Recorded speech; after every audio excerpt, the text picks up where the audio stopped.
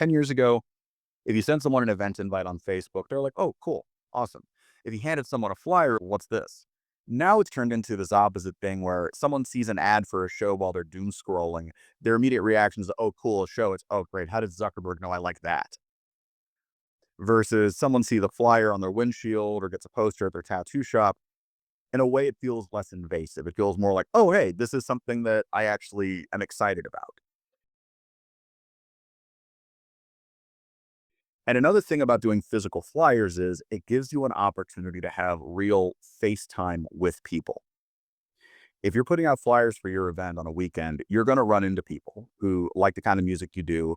You're going to run into other promoters. You're going to run into venue owners. You're going to run into a lot of people that you have the ability to network with. And it gives you a real opportunity to attach faces to names and to get people excited about things. The biggest problem with social media now for most people is that it just comes across like a giant billboard. It's just a bunch of advertisements being thrown at you constantly and things being bombarded at you because the algorithm thinks you'll react to it, even if the reaction is bad. If you're able to actively engage with people, hand someone a flyer, you talk to them about your band, or you talk to them about the kind of music they like or what shows they're excited to see. You make a post on Instagram, and when someone likes it, you make a point to message them, hey man, thanks for checking this out. Or they leave a comment saying, hey, that looks cool, and make a point to reply to them. It's that additional engagement, that extra level of actual social networking, which is how the thing was supposed to work in the first place. That's what separates the bands that actually are able to use it effectively from the big things coming kind of bands, where it's all talk and then nothing ever actually happens. Time frame is important. The balance of physical and digital is important. Utilizing local music scene blogs, especially in Vegas. There are a lot of local blogs like Nothing to Do in Vegas, Punks in Vegas, Vegas rock shows. There are a lot of local blogs on Instagram and on other sites that will actively share your shows if they know about them and if you tag them in them. And these are also good people to invite out to your shows because once they become a fan or excited about it, they'll prioritize talking about you. You also definitely want to reach out to local press. If there's a local alternative weekly, like we have the Las Vegas Weekly here in Vegas, if your local NPR station does anything with local programming like KNPR does here, those are great outlets to use.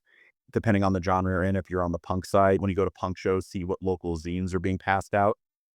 Zines are coming back in a big way. You're starting to see a lot more in the way of physical magazines, physical trade papers, things like that.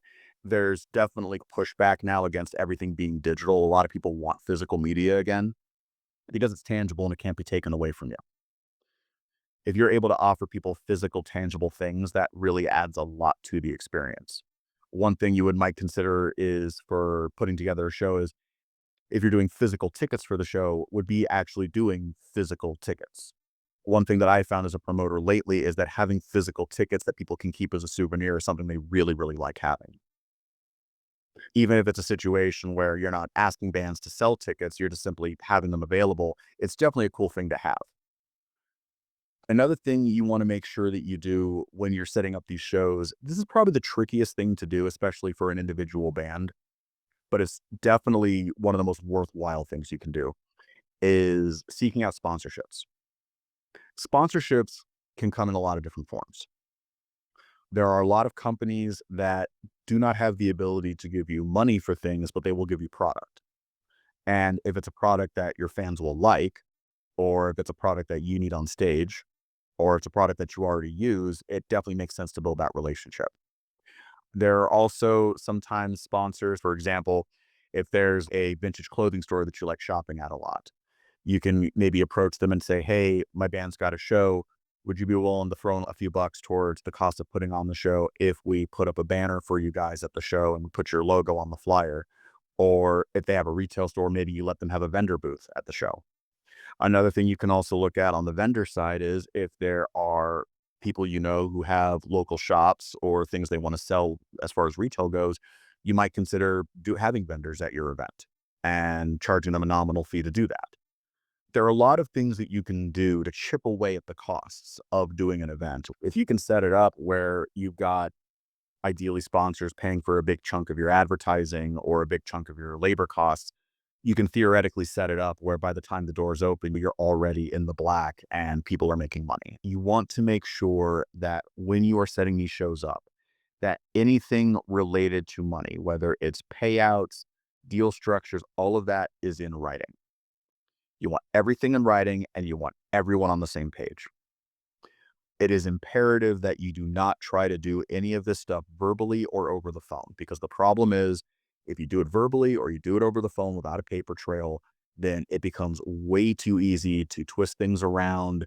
Ideas become guarantees, promises become betrayals. If anyone is ever trying to get you to make a deal and they're not willing to give it to you in writing, walk away. Massive red flag. The easiest way to get around this and to get around any potential issues you could have with a venue is putting together what's called an advance. Most venues will want to do it about 2 weeks out, and then about a week out, you're going to want to touch base with everyone again just to follow up and make sure that everyone's on the same page. But what you're going to do with that advance is you're going to have everything in writing in terms of the run of show, which is basically the schedules from top to bottom of what time the bands are expected to arrive, what equipment they're expected to have, what equipment the venue is going to have. Most venues will have a production spec list that they can provide you, which will be like a PDF of some sort that'll have a list of all of their equipment, their stage dimensions, things like that. This is not something that is unreasonable to ask a venue for. And again, if a venue pushes back on giving you this information, it's a red flag. You want to have a good understanding of exactly what equipment you're going to have because you need to make sure that the bands all know what they need to bring. With the run of show, you have to factor in time. It's not realistic to expect that if a show is going to have 8 p.m. doors and you got 4 bands, that you can have all the bands load in 30 minutes before they're set and the show isn't going to be an absolute nightmare. You're going to want to load your bands in at minimum 2 hours before doors, ideally 3, which means that the bands that you're asking, you're going to have to factor that in. And you need to make sure that bands understand ahead of time what this expectation is. You don't want to have people messaging you the day of saying, oh, hey, I actually have work. I might be late. You can't have that on something like this, not when you have things having to move in real time.